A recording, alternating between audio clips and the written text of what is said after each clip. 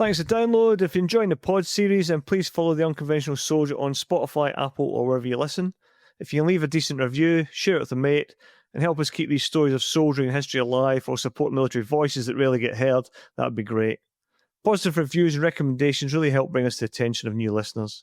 We're on Facebook, X, Instagram, and LinkedIn, so we'd be grateful for follows over there too. If you want to help keep the mic on, the episodes flowing, then head to Buy Me a Coffee link in the show notes. Every brew keeps us in the fight by lowering production costs, and many thanks to our recent contributors. Right, that's the admin out of the way so we can crack on. This week's guest, for his third appearance, is former Royal Logistics Corps soldier and author James Lee. James has been on the pod twice before, with episodes 38 and 84, where we discussed his books Licking the Taliban's Flip-Flop and Sleeping in the Ditch with Slobodan Milosevic, about his time in Afghanistan and the Balkans, respectively. And tonight, we're going to discuss his latest book, Achtung Pig, which completes the Hurry Up and Wait trilogy. So it's 1990, and driver James Lee is heading to BAOR, British Army of the Rhine, to defend Europe from an enemy that's just packed up and gone home. The Berlin Wall has fallen, the Cold War's officially over, and nobody's quite sure what the British Army is supposed to do next, least of all, the British Army. James, welcome back on the pod. Hi, thanks for having me back. Great to be back on. Always a pleasure. So what was life like for you as a young soldier arriving in Germany at the end of the Cold War, mate?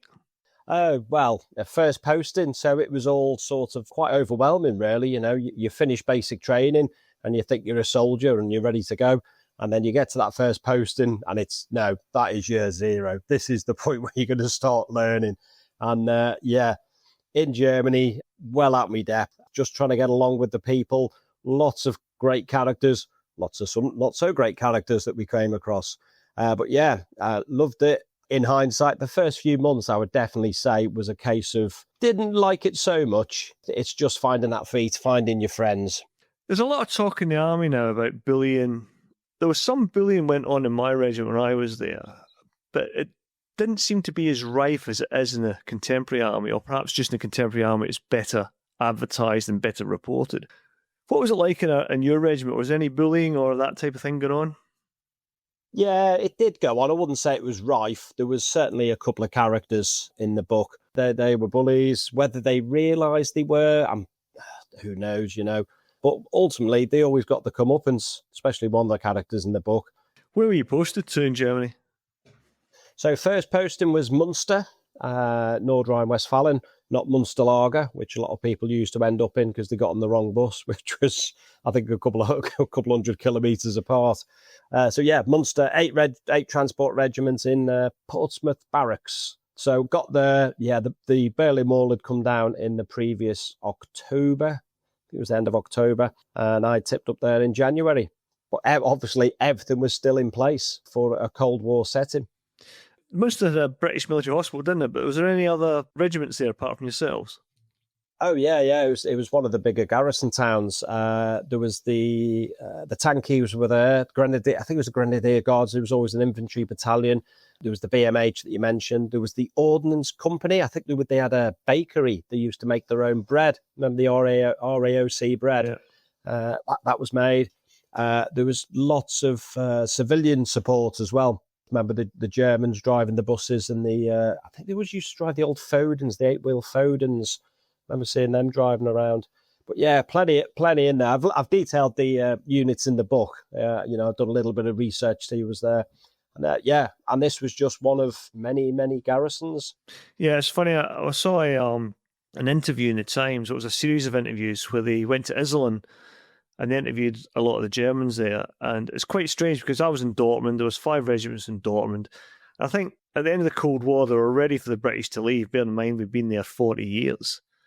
But it was interesting reading this interview in the Times with these residents of Iserlohn who basically saying that the town never really recovered from the British garrison leaving. Yeah, you've got all these young lads there with money to burn because, it was the LOA, fuel coupons, tax-free goods. And it was money to burn. I mean, where I saw it was, I think it was a barracks down in Dortmund. The British soldiers had moved and it was the Balkans were starting off and they'd suddenly load of refugees from Bosnia in the old barracks. And suddenly the Germans realised that having to put up possibly with us having a bit of a ding-dong at the weekends with the locals was probably slightly favourable than having, unfortunately, the refugees there who didn't have any money. And I think it just comes down to the old, you don't know you've got it good until it's gone. And I suspect Munster, I say when I went back to Munster in 2019, went to Curda, the old pubs down there, and it did look a little bit like it was a shadow of its former self. Was it quite easy to fit in? Because I remember when the regiment I was in, each of the batteries had a battery bar, and they even had a battery barman, which was an actual position within the battery. They did it for 6 months, and it would be open at lunchtime. You could go in there, you could have a beer at lunchtime. I mean, the drinking culture in Germany at the time was huge. People on the piss all the time. And of course, you had the fact that the pubs were open 24 hours virtually. And when I got to Germany in the 80s, I came from Scotland, and it was like Second World War opening hours, pubs would only be open for a couple of hours, and all of a sudden you present with this opportunity to go in the piss all day and all night if you wanted. Was it the same drinking culture in RLC? Oh, yeah. Well, it was the RCT then. It was pre-RLC days. Yeah. Definitely. They had the little bad boy book. If you made a mistake, your name went in the book, and at the end of the exercise, you were producing the crates of beer. And that was just on camp, like you say. You had the squadron bars down in the cellars. I do remember that they called it the driver's bar or the pig's bar. I wasn't allowed in there until you got invited in. And it was months down the line because you were the new guy. But I also remember that, one of the guys said to me, he says, don't worry, give it a couple of months and you won't be the new guy, because there was plenty of new guys just getting posted in. But I think it was about 6 months before I went in the driver's bar. But there was no real need to go to the NAFI, because the NAFI was the NAFI bar. The bars downtown, especially in Munster, they were stunning. They were a million times better. I'm talking about the proper bars, not there were a couple of squaddy drinking dens, Zum Landsman and the Tenor Bar, I think it was. Didn't really go to them, but they were the squaddy drinking bits. But as I always recall, it was really hard sometimes to get into the, in brackets, normal German pubs. That's why there were squaddy bars, because a lot of time they wouldn't let you in. And bear in mind, every German back in the day had a mullet and dress. You could tell a British soldier a mile off from a German civilian. The other thing about the drinking culture over there was, I remember there was a young lad came to our regiment, and they made him drink. On his first night, they made him drink the entire top row of spirits. The old top shelf. And they made him drink it out. They had a DMS boot that was spray painted gold, and they made him drink it. But they found him dead in the shower the next day. This kid hadn't been in the regiment 24 hours and died from alcohol poisoning. So there was a massive clampdown at that point about drinking and all that. And it came at the same time there was all this hoo-ha about strippers in the sergeant's mess. And you look back at it now, the army now, 40 years on, it's hard to imagine that type of behaviour. Yeah. The bars, I think it was tolerated. It's hard to describe now. It's another age. Like say, you mentioned 40 years back. This was 30 years back. It's different lifestyle, different thinking. It carried on throughout my career, I would definitely say. Was it a good thing or a bad thing? I don't know. You got to remember with Germany, it was BAOR. There was just a lot of bored soldiers with money to burn.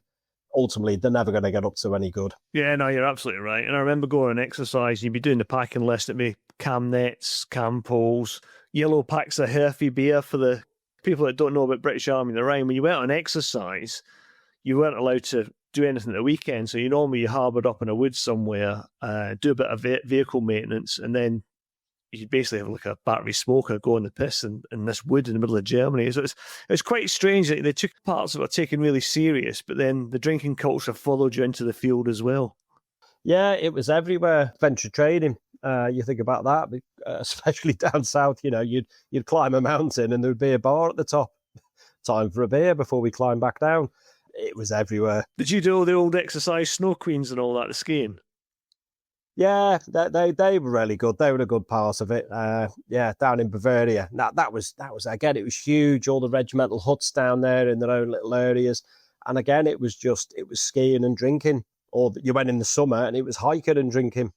I remember that was again another posting for a lucky sergeant and his family who'd get to go down to Bavaria, run the regimental adventure training hut for like a couple of years, and just live the life of Riley. You'd turn up and you wouldn't recognise him. His hair would be down to his backside and all that.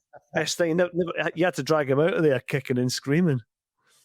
Yeah, or you got the guys who went down there, they got picked for the regimental ski team, and they went off and we had to cover all their duties and fill the places on exercise because they went off skiing for 3 months, and they'd come back and normally get promoted or something.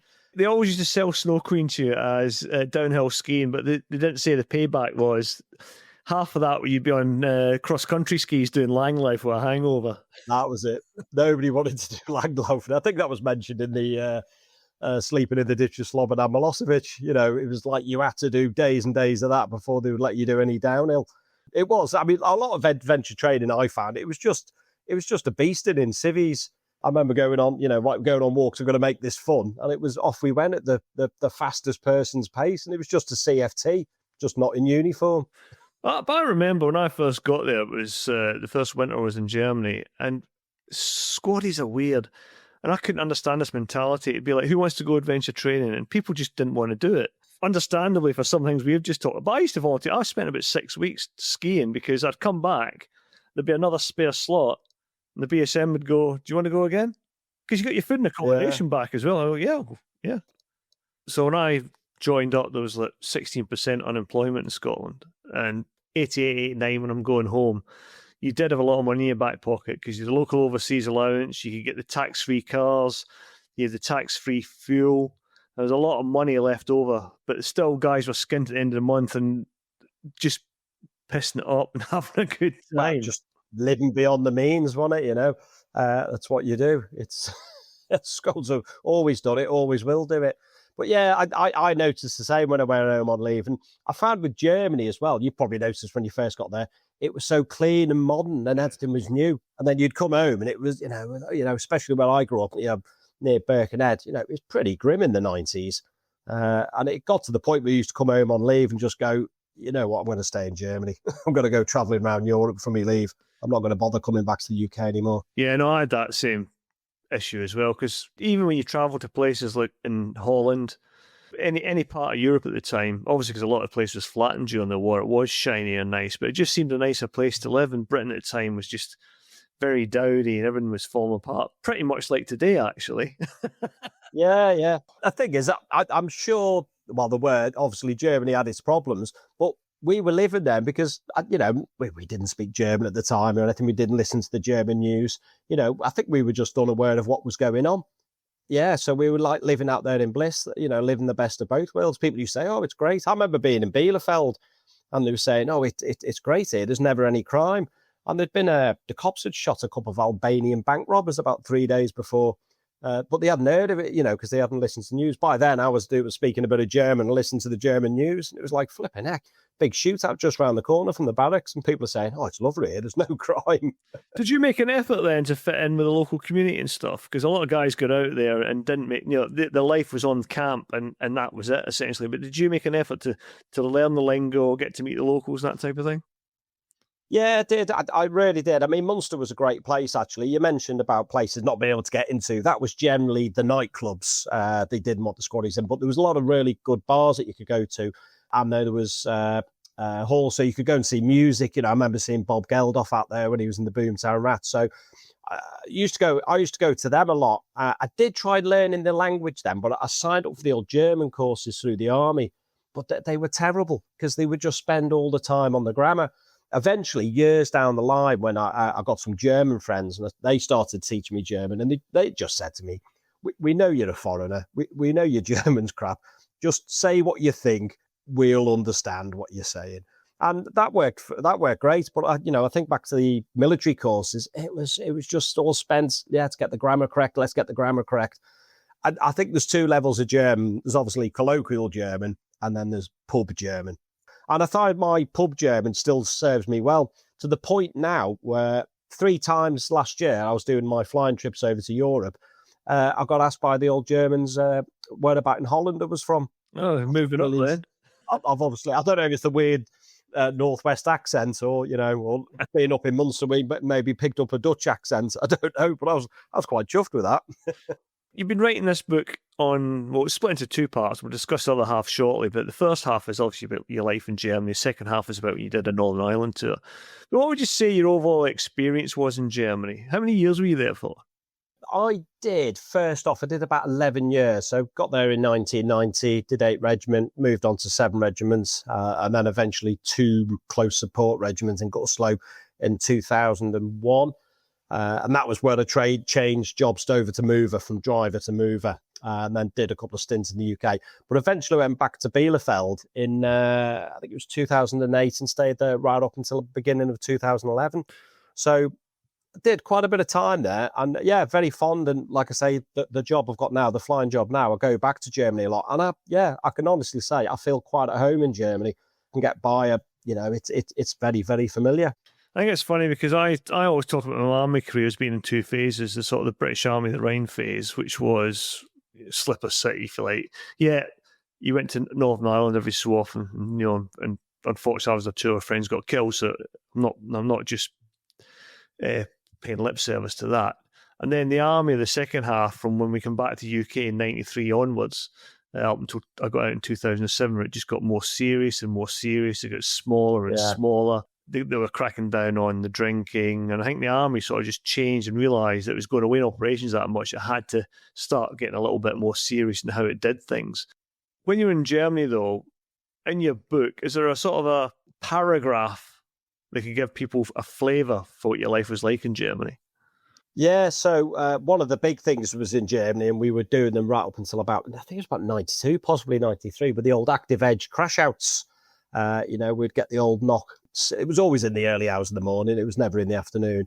The Russians were coming, and we needed to pack up and get out of there.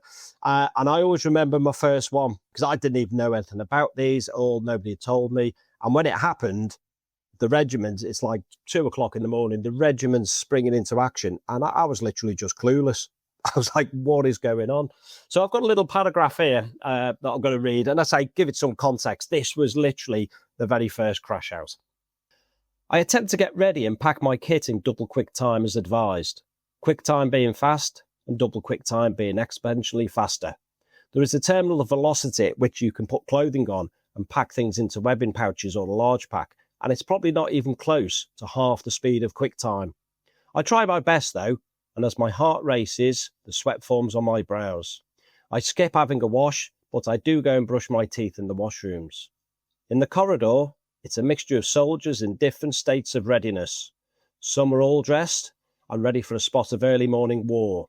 Faces smeared with the dark camo cream, helmets and webbing donned. Others are walking round in their underwear or just a towel, grumbling to themselves about the time of day, the regiment, and their decision to join the British Army, or all 3. I hastily pack as much kit as I can get into my large pack. I'm hoping Jim's prediction that we will only go as far as the square or the Dorbarn training area comes true.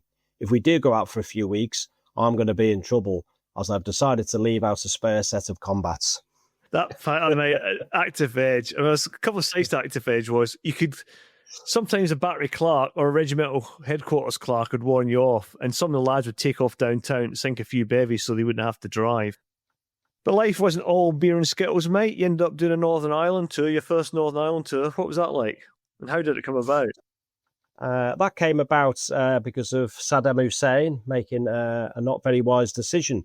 So he obviously invaded Kuwait, and we suddenly found the whole of the British Army, or a huge majority of it, were heading off to the Gulf. And our regiment wasn't spared it. But weirdly enough, our regiment was pretty much split in 2. So half the regiment went to the Gulf, and the other half that I fell into was off to Northern Ireland for that very first Op Banner tour. And it's a strange one, Op Banner, because we've all grown up with it. We were all aware of it. It wasn't like a faraway conflict. It was on the news. And I did find that when you went out there, it was familiar. It was like patrolling parts of Birkenhead. Yeah, it was just so familiar. I think I remember that what caught me was seeing the places that I'd seen on the news, or the vehicles, such as the Pig. Such an iconic vehicle, but to actually end up driving it and then maybe driving down the Falls Road, that's the ones that sticks in my mind. Actually after seeing this on the news for donkey's years, suddenly going, I'm here, I'm doing it, I'm out on the streets. So were you attached to an infantry battalion, were you? Is that how it worked for you guys? Yeah, so the RCT Rulerman's regiment or squadron, they were mostly based down in, the HQ, sorry, the squadron HQ was based down in Moscow camp on the Docklands. But the outstations were all, the drivers for the infantry unit were all RCT back then. I think they didn't trust the infantry, sorry guys, but I don't think they trusted them to drive the vehicles. So yeah, we had guys up at White Rock, Woodburn, North Out Street Mill and Gerwood Park, which I was at. So yeah, we were technically attached to the infantry for our tour. And the infantry unit I was there with was the 1st Battalion Argyll and Sutherland Highlanders, Princess Louise's D Company. Recently contacted the museum about that because I couldn't remember the company name. Maybe it was 30 plus years ago. But they wrote back and it was, Delta Company. So it was good to get some memory back in there.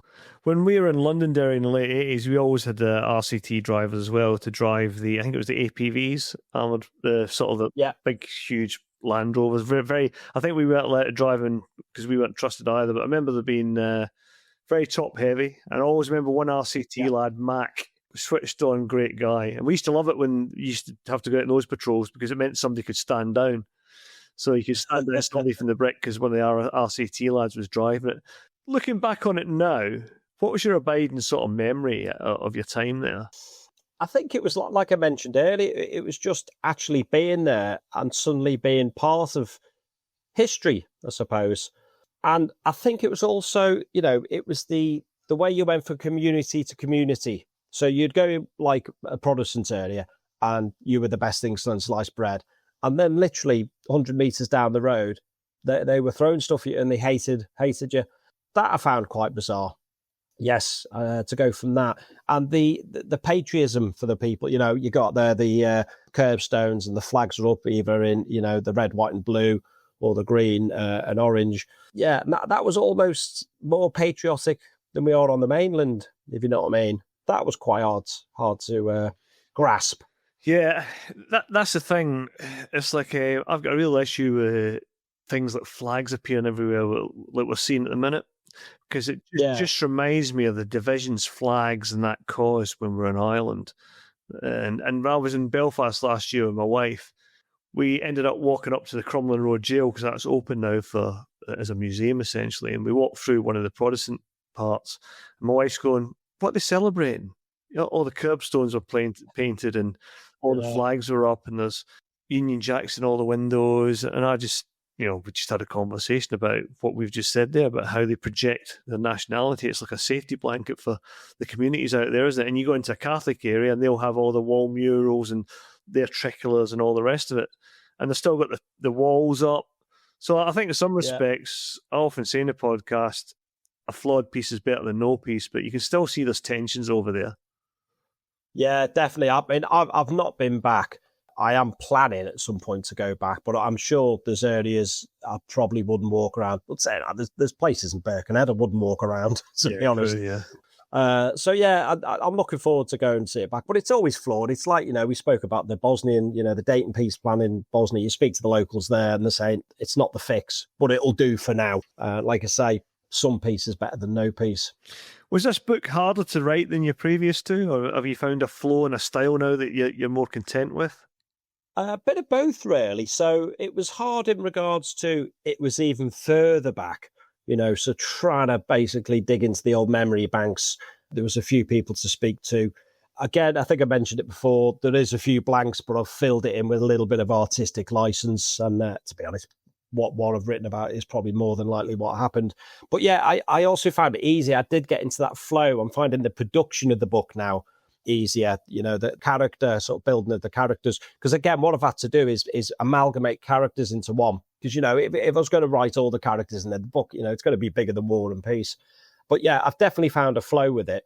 The thing is, though, can I project this to other books? Because it is a memoir. If I was going to maybe try and project it to non-fiction, fiction, would I be able to do that? I don't know. I might try and give it a go. But yeah, definitely found it easier to write that way. And I do have this process now. And yeah, you learn. And this book was written 8 months, start to finish almost. Okay, we're still sort of crossing the T's and dotting the I's. But yeah, 8 months. And that was with holding down the job and doing all these flying trips. So I possibly think if I actually just knuckled down, I could have had it done in about 2 months. Whereas the first book, Took me years. It was a little bit here, a little bit there. I did find that really hard to write. I think part of me thinks when I'm writing is just get the words down, because that's the biggest thing. I mean, this is the bigger book. This is, we're talking, it's going to be sort of like 370 pages. So it's a fairly big one. But you do just get into that flow and it just goes away. But it's like, just go with it, get the words down. We can always do the editing later on. And to be honest, the editing process is the one that takes up most of the time.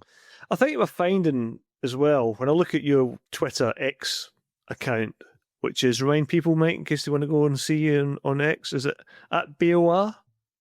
Yeah, it's 1 second. Oh, you can't believe you've got to look at yourself. It's posted to BAOR, but they have it is posted. So let's have a look. So it's at posted_to_BAOR. There we go. But it's also down as the hurry up and wait. So yeah, that just started as a bit of fun during the lockdown, but it's become quite popular. Yeah, and I think you're tapping into quite a lot of nostalgia on the BAOR side, and certainly things like famous Wolfgang, who had his blue Schnelly wagon that could go where Chieftain and Challenger tanks couldn't go. Well, he's got his own little paragraph in this. And it's what I've tried to do with this book as well, because what I've seen on the old Twitter with the nostalgia is people love the equipment. You can sometimes put a picture of a 4-tonner on there with no text. It'll get 500 likes. So I've sort of tapped into this a bit. So what I've done in the book is I've talked about Germany and Northern Ireland, but I've also talked about the equipment. I've not been able to speak about everything, but yeah, Wolfgang's in there, the 4-tonners in there, the SLR, the Puffin Billy. I won't go too far, but all the equipment that everybody knows, it's in there being described and sometimes slated. Very, very, very rarely being sort of praised, mostly slated. The most dangerous thing I have to do as a sprog, mate, was light the Puffin Billies on exercise. You still get your eyebrows, so you obviously knew what you were doing. If for listeners who don't know, these were like a tin bin with this chimney, a little fuel container full of petrol, and you had to set a little tap on it to drip fuel, which got ignited and then heated up a load of water in the bin. And if you got it wrong, not only did it melt your eyebrows, it sounded like a mortar going off, didn't it? And you could always tell when it was a sprog lighting off and Billy, wasn't it? 4 a.m. When I wrote the paragraph on it, or wrote the bit about it, I was laughing my head off. So I've explained the lighting process and how it can go wrong spectacularly, and it was one of them points where I'm literally, I was writing it and people around me are thinking, is this guy losing the plot? I was just giggling away, thinking, oh, this is comedy gold. Yeah, and going back to Wolfgang, when he died, I think it was last year, I was absolutely gobsmacked at the amount of space on social media. He was such a character, and he was an icon for every regiment in Germany, wasn't he, in some respects? He was, he was the bringer of morale, that blue van turning up. He was up on Saltau, wasn't it? He was up that way. Yeah. So we only saw him when we went up there. I mean, there were other Wolfgangs. I remember there was one on Holton training earlier. I can't remember his name, but he's tapped into a market, and good on him, and I was blown away by the amount of response on social media to his passing. It was last year, wasn't it? Yeah. I went to a BAOR exhibition in the National Army Museum, and they even had a Wolfgang mock-up of his van, and right next to a Brixmas car. So it just shows you where he is in the iconography of BAOR. Yeah. But it's good to see. I think what they've got in there. Somebody sent me a picture a few weeks ago. I don't know if it's real, but I think they've got a yellow handbag in there as well. Have they? I hope they have. If it's true, I hope they have, because you just it is part of the BAOR. Absolutely, mate. So we sort of digressed there a little bit, but could you just give people a flavour of the paragraph you've written for Northern Ireland? Do you have one of them handy? I trudged back to the accommodation with Ned, both of us feeling and possibly looking like the walking dead. Collapsing onto my bed, I pull my sleeping bag over me, too tired to get into bed or take off my uniform. I do manage to remove my boots and the sleep-denying Aniba jacket, which I've spent the most of the last 24 hours living in. I manage to catch up on some kip, as the pigs aren't needed this morning. Waking just in time for lunch, and for a moment I feel quite elated from the rest and potential easier day ahead. As I'm brushing my teeth, I look at myself in the mirror, foaming at the mouth like a rabid werewolf, and I daydream. My mind wanders off on its own, fleeting through old memories of places and people as I scrub my dinner manglers. Before I realise it, I'm heading off down the path of hopelessness, and to do a quick assessment of the future. I stop brushing as I realise I have another 40 or so 4-day shifts ahead of me. I contemplate whether I'll be able to keep up with this pace for the next 6 months, and suddenly I feel like I'm starting to choke on my own anguish. Hurry up, numbnuts, says Ned's voice as he snaps me back into reality, and I'm instantaneously resumed to brushing my teeth. Yeah, some great points in there, and I know you're writing quite light-heartedly, but I think this is what pisses me off sometimes with all this hauling Northern Ireland veterans through courts again, because I always remember when I was out there being knackered all the time because you were working such long hours, and guys, predominantly young guys, and obviously you had some women out there as well, but you're working such long hours and you're tired and you're expected to make instant decisions, life or death decisions in an instant, constantly tired, constantly stressed. It just winds me up when people don't get what Northern Ireland was like. Yeah, it was something else. You were constantly on the go. And we were there it was a winter tour, so it was the cold, it was exhausting as well. And, we were out in the elements most of the time.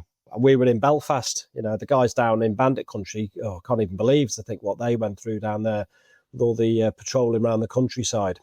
What you should have done, mate, is have a scratch and sniff in your book. You could do a scratch and sniff amoeba smell. Do you remember that smell off of the amoeba bit? We used to drop 2 zips, you used to drop the plate and you get that puff of whatever your body and that strange smell that amoeba jacket produced. I just remember being in it and having the helmets on for so long. And it was, I've spoke about it later on in the book, and it was like when you came back into camp and you just took this kit off, it was just such a sensation to get out of it. I think I put it along the same lines of, remember you used to paint glue on your hands in school and then peel it off. It was like that. It was just, getting that helmet off you. I mean, it's been on your head for 6 hours. It was such a relief. Yeah, and I remember going in R&R, and you only had 3 or 4 days in R&R, and you'd be walking around your town, and going back to what you said about Belfast, parts of Belfast look like parts of Birkenhead, look like parts of Scotland, where I came from, and you get that paranoia, like, where's my rifle? Where's my body armour? That strange sort of paranoia. I remember the panic attacks, suddenly, like, reaching for your rifle and realising, you're in the back of a taxi going down to the pub. Yeah. And the chuff chart experience, everybody knew exactly how long they had to go. Well, we didn't know initially because I say we were out there for the Gulf War, so we were warned it could be a 12-month tour because it was the build up to the first Gulf War, and they didn't know how it was going to go. I remember reading in the newspaper they were looking at 500 casualties a day just for the Brits. We were warned this might be a long tour. Obviously, as the war progressed and it was over within 5 days, then we ended up doing a 6-month tour. But I think definitely that the first half of the tour, it was we weren't too sure when we were coming back. I think it's interesting you mentioned about the daydreaming aspect, because that was something I could connect with there. And usually, if your girlfriend at the time sent you a Bluey through the Bluey airmail letters, and she put a bit of perfume on it, just that nice smell in that 4-man room the size of a 6x6 shed or something, and the stink from all the bodies and the amoeba vest and the gun oil, and all of a sudden you just lie there and lie on your back, close your eyes, and just smell this letter that smell of civilization in your girlfriend. Yeah, letters from home, they were a morale bringer. I don't know what they do today. You were going to get the same thing with a text. That's a good point, actually. That was a quick canter through your new book, mate. Is there anything else you want to sort of tempt listeners with before we finish off? Just like I say, this is the last of the trilogy, or otherwise it wouldn't be called a trilogy. Could I do something else? Yes, I probably can. But one other thing I'd like to do on this trilogy, I've tried to basically concentrate on, champion the ordinary soldier. Like I said before, we're not all in the SAS. We're not all super soldiers. Majority of soldiers are just doing the job, doing stuff that's not particularly quite sexy.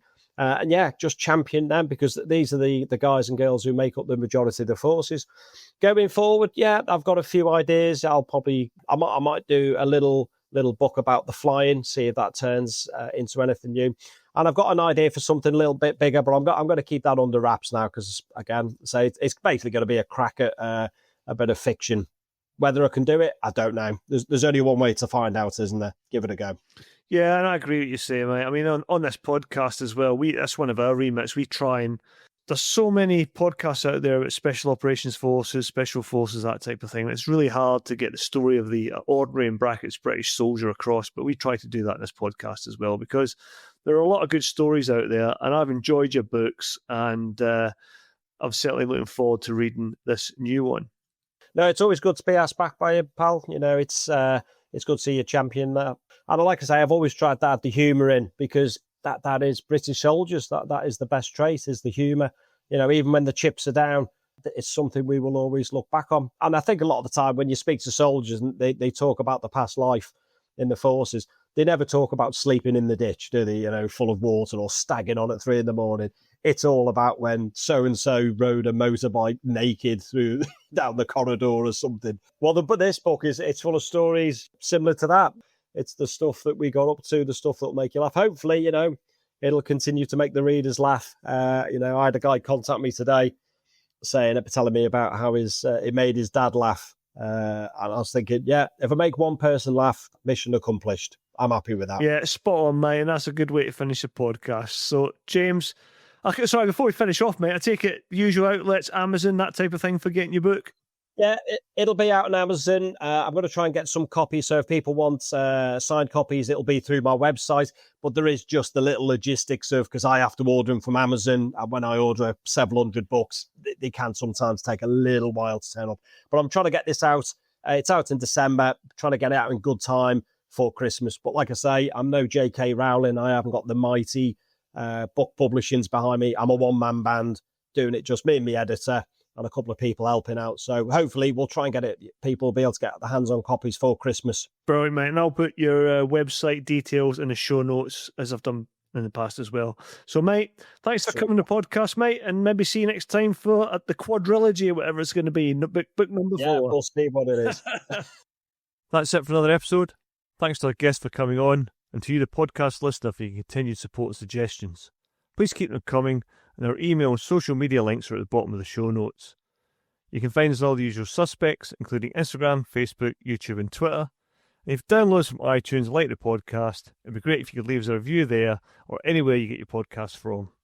Finally, thanks again to Nick Beale for his continuing help and offering technical support for his company ISARR, and we'll see you next time on The Unconventional Soldier.